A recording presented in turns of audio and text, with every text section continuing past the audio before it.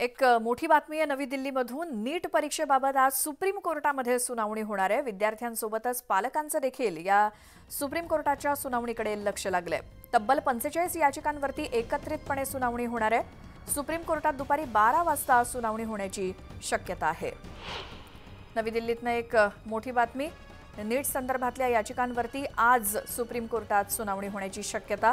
अधिक माहितीसाठी जाऊयात आमचे प्रतिनिधी प्रशांत लीला रामदास आपल्यासोबत फोन लाईनवरती आहेत। प्रशांत, काय माहिती?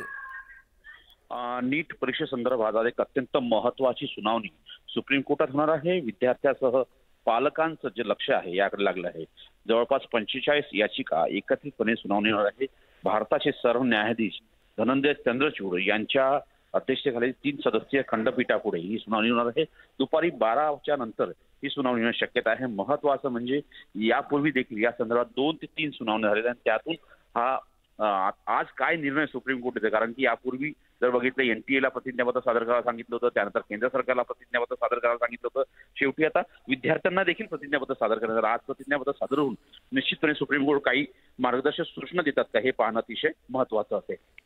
बिलकुल प्रशांत, धन्यवाद या सगळ्या माहितीसाठी। आणि जसं विद्यार्थी आणि पालकांचं लक्ष या सुनावणीकडे, आपलं देखील लक्ष असेलच।